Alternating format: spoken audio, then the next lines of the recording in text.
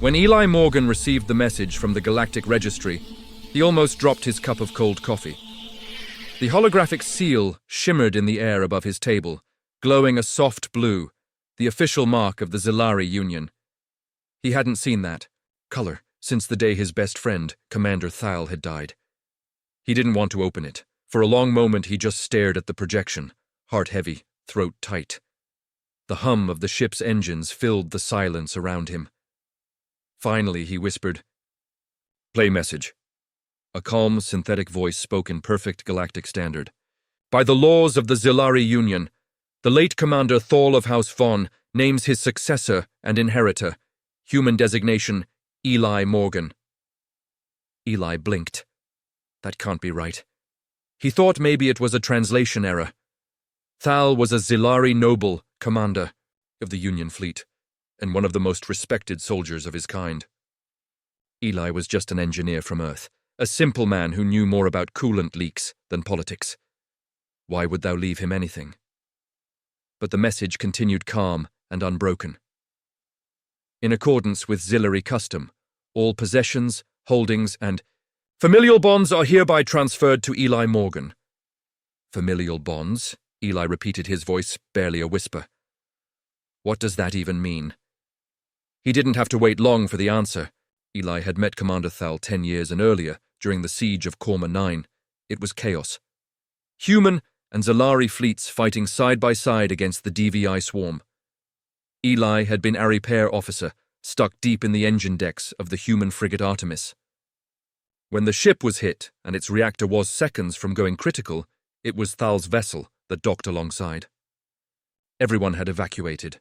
Everyone except Eli, who refused to leave until the reactor was stable. When Thal found him, the human was half burned and coughing smoke, still trying to rewire a coolant valve with his bare hands. Instead of dragging him away, Thal helped. The alien's long silver fingers moved fast, elegant and precise. Together they stopped the meltdown. After that, they became inseparable. Eli didn't understand all of Thal's customs, and Thal never quite understood Earth's sarcasm or humor. But something between them just clicked. They shared drinks, stories, and scars. They saved each other's lives more than once. And when the war ended, Thal had insisted that Eli serve aboard his flagship, the Solace. For years they roamed the stars, explorers, peacekeepers, brothers. Then, 3 months ago, Thal had fallen sick.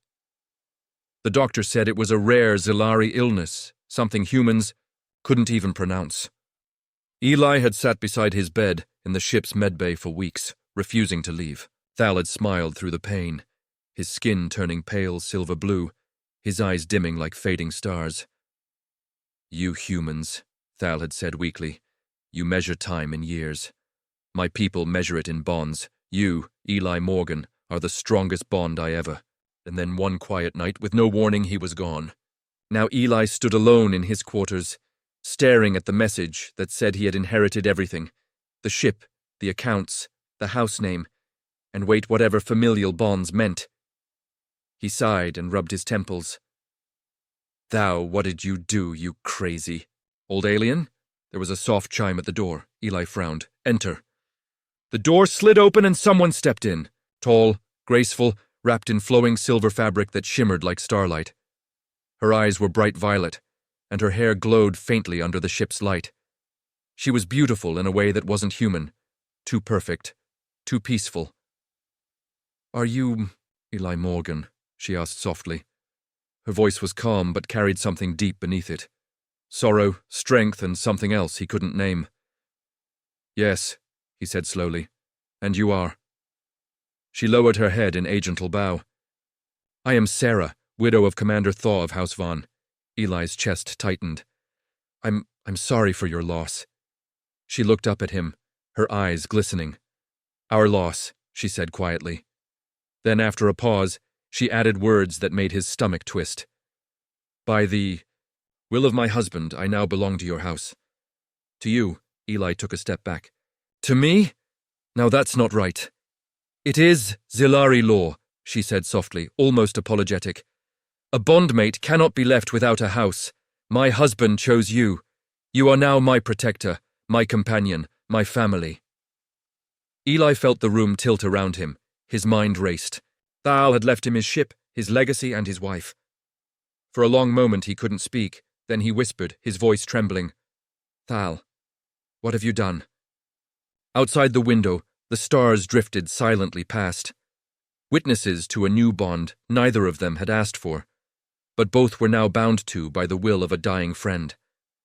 And somewhere in the quiet hum of the ship, Eli thought he could almost hear Thal's voice, faint, amused, and filled with trust. Take care of her, brother. She's my heart. Ellie didn't sleep that night. He sat alone in the captain's cabin of the Solace, staring at the empty chair across Thetable. Thal's chair. The hum of the ship sounded louder now, like a heartbeat echoing in a hollow chest. On the table lay Thal's old insignia, a small metal crest shaped like a starburst, its edges worn from years of battles. Sir's words replayed in his mind again and again. By the will of my husband, I now belong to your house, to you. Eli didn't understand how someone could belong to another person. On Earth, people chose who they wanted to love, who they wanted to follow. But the Zillari were ancient, bound by tradition older than human civilization itself. Still, he couldn't accept it. Not like this. When Sierra came to see him the next morning, she moved quietly, almost like she floated. Her silver robe shimmered softly in the cabin light, and her hair was tied with a simple crystal clasp.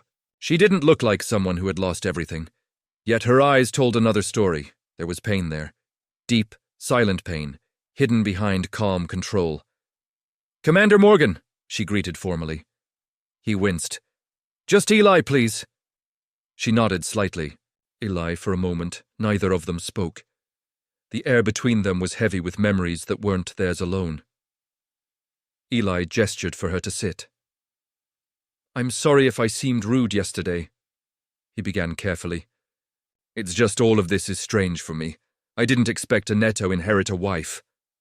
She finished softly. There was no anger in her tone, only quiet understanding. He looked down at his hands. Yeah. That Sir gave a faint smile, the first one he'd seen. It is strange for me as well. In my people's eyes, I am now yours to protect, but that does not mean ownership. It means trust, duty, connection. Eli looked up, meeting her violet eyes. So Thal wanted me to look after you? Her smile faded. No, he wanted us to look after each other. Her words sank deep into his chest. He could almost hear Thal's voice again, teasing him in that calm, proud tone. You always protect everyone else, Eli. Who will protect you when I'm gone? Maybe this was his answer. Days passed slowly aboard the Solace. The crew had been dismissed after Thal's funeral, leaving only Eli and Sierra to tend to the ship. It felt like living in a tomb, corridors filled with silence, cabins untouched. The faint echo of laughter still haunting the mess hall. Eli spent his days in the engine room, tinkering with systems that didn't need repair. Sierra would appear now and then, standing quietly at the doorway, watching him work. She seemed to find comfort in the hum of machines, in the way humans focus, their minds to keep busy through pain. One evening, she asked him, "Why do humans work when they grieve?" He wiped sweat from his forehead and shrugged. Because if we stop, the memories catch up. She tilted her head slightly, as if tasting the meaning of his words. On Zayla, we sing when we grieve. We believe every song keeps the spirit's light alive a little longer. Her voice softened. Would you like to hear one? Eli nodded. She closed her eyes and began to hum. It wasn't a human melody, it was something older, something that seemed to stretch beyond the walls of the ship. Her voice shimmered like wind through crystal. The sound wrapped around him warm and sad and beautiful. All at once, when she finished, he realized he was crying. She opened her eyes slowly and smiled. You loved him deeply. Yeah, Eli whispered. He was my brother in every way that mattered. S reached across Thetable and placed her slender hand on his. Then his choice was not a mistake. That night, Eli couldn't stop thinking about her words. Thal had known what he was doing. Maybe he had seen Thelonelliness that waited for both of them. the soldier without his commander, the widow without her family. Maybe He believed they could heal each other. In the quiet of the ship, Eli looked at the stars beyond the viewport. "Thal," he said softly, "I don't know if I can live up to what you wanted, but I'll try." Somewhere deep in his heart, he could almost feel Thaf's laughter again, that rumbling, proud sound that used to echo through the halls. "You always do, Eli. You always try." The ship drifted on through the endless dark, carrying two souls bound by loss, by honor, and by the last wish of a friend who had believed in something stronger than blood, something that even death could not end. Eli had never believed in fate. He believed in effort, in hard work and fixing broken things, and surviving one day at a time. But after Thal's death, after Sir's arrival, he began to think maybe fate was real after all. As the solace drifted through the stars, Eli often found himself remembering how it all began. The first time a human and a Solari had become brothers. It was 13 years ago. During the siege of Korma 9, the human fleet had been losing. The Drevik swarm, massive insect-like creatures, and had surrounded the planet, burning everything in their path. Eli had been a junior engineer stationed on the human ship Artemis. When a Dravik plasma strike hit the reactor, panic spread like fire. Everyone was told to evacuate, but Eli refused. He stayed behind, trying to stop the meltdown. He knew the ship would explode, killing thousands of soldiers still fleeing nearby. He remembered the smell of burning wires, the heat that made the metal walls glow red. Then, out of nowhere, Ilari's shuttle docked onto the hull. The door burst open and there stood Thal, tall, silver-skinned, wearing armor that shimmered like liquid light. His voice was calm, but commanding. "You human! You'll die if you stay here!" Eli shouted back. "Then help me or move aside." For a moment, Thal looked shocked. No one had ever talked to him like that. But then he grinned, showing the faint markings along his jaw that glowed when he smiled. Without another word, he jumped in and started rerouting the coolant systems with Eli. They worked side by side, fighting fire, smoke, and heat. Every second felt like an eternity. When the reactor finally stabilized, they both collapsed on the metal floor, laughing like mad men. That was the beginning. After the war, they served together on the Solace. Thal was a commander by title, but he always treated Eli as an equal. He loved human jokes, even though he rarely understood them. And he loved arguing about philosophy, about honor, death, and what it meant to be alive. Thal once told him, "You humans are strange. You live such short lives, yet you love so deeply. It frightens me sometimes." Eli had laughed. "And you live for centuries, but never stop acting like soldiers." "That frightens me." They had shared everything, victories, losses, the quiet between missions. Sometimes when the ship was quiet, Tal would talk about his homeworld. He would describe the glowing forests of Zealer, the rivers that sang in the night, and the sky that never went dark because of its twinsons. He would talk about Sir, too. "She was promised to me by our houses," he once said. "But she became my choice, long before the ceremony." Eli remembered the way Thal's eyes had softened when he said her name. "She is calm where I am, Storm," Thal had told him. "She keeps my heart steady." Now sitting in the same chair Thal once used, Eli felt that same calm whenever Sierra entered the room. She never tried to fill the silence. She simply existed in it, graceful and quiet, like a memory that refused to fade. One evening, as they shared dinner in the mess hall, Sarah looked at the old holo photo on the wall, a picture of Thal and Eli during a mission, both covered in grease, laughing with their arms around each other. "You were like brothers," she said softly. Eli nodded, "Closer than brothers. He saved my life more times than I can count." Sir smiled faintly. "He said the same of you." That made Eli pause. "He had talked about me. Every day, sir. He said you were the only human who understood the Zari way of honor. But he also said you taught him how to live, not just how to fight." Eli swallowed hard. He remembered Thal once asking him about human funerals, how they honored the dead. He had explained how people shared stories, cried, and tried to keep the show. person's memory alive through love. Thou had listened carefully, then said, "When I die, Eli, tell stories of me. Make me live again with every word." Eli looked at Sir, his eyes moist. "He asked me to remember him," he said quietly. "Then keep doing so," she replied. "That is how our people keep light in the dark." Later that night, Eli walked through the halls of the solace. Every sound, every light flicker, every hum reminded him of Thal. He stopped by the command deck, Thal's favorite place. The chair still held the same dent where the old commander used to sit. Eli sat down slowly, placed his hand on the console, and whispered, "I miss you, brother." The stars outside the viewport shimmered faintly, as if answering back. He realized then that Thal hadn't just left him memories or a ship. He had left him a part of himself. The courage, the wisdom, the loyalty that had defined Thal still lived in the people he left behind. And now it was Eli's turn to carry it forward. For Thal, for Sira, and for the future, they all still had to build. Peace never lasts long in the galaxy. For months, Eli and Sir lived quietly aboard the Solace. They repaired outposts, delivered supplies, and answered distress calls. The ship had become their moving home, part machine, part memory. Yet beneath, the calm routine, something heavy lingered. A feeling that the universe was watching, judging, waiting. And then the message came. It was from the Zalari High Council, the ruling body of Thal's people. The holographic seal glowed blood-red, a sign of command, not request. When Eli played it, a counselor's voice filled the room, cold, formal, and sharp. "Eli Morgan, human of Saul, you are summoned to the capital world of Zayla. Matters of House Vin require clarification. Bring the widow, Sarah Vin."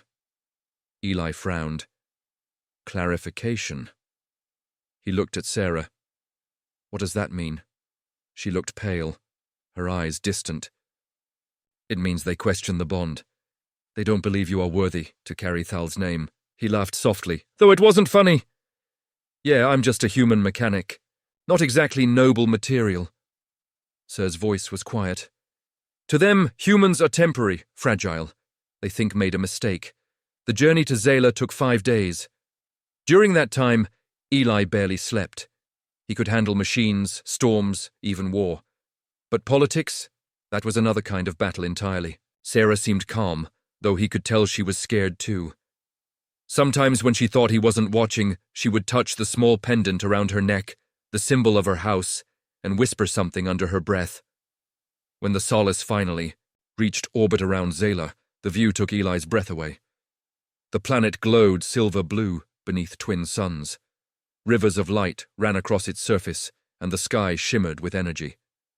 But even from space, Eli could feel the weight of the world below. Tradition, power, and pride all wrapped in ancient laws. They landed in the capital spire, a massive tower that reached above the clouds. Inside, the air was cool and filled with the scent of burning crystals. Dozens of Zalari nobles stood waiting, their silver eyes watching Eli like he was something unclean. At the center stood the council, 7 figures dressed in flowing robes that shimmered like molten steel. Sierra bowed deeply, but Eli stayed standing. He wasn't trying to be rude, he just didn't know how to bow properly. And besides, he didn't feel like lowering his head to anyone. The head counselor's voice was smooth but sharp. "Human Eli Morgan, you stand before the Council of Zir as inheritor of House Vin. Do you understand the weight of that title?" Eli swallowed. "I understand it was Thee's wish." A ripple of disapproval passed through the crowd. The counselor's expression hardened. "Commander Thal was a great warrior, but his final choice was clouded. Our records say you were his subordinate, not his kin." Eli felt anger stir in his chest. "He called me his brother." "Words," the counselor said coldly. "The law of inheritance is meant for Zillary blood, not for outsiders, not for humans." Eli interrupted, his voice rising. The chamber went silent, every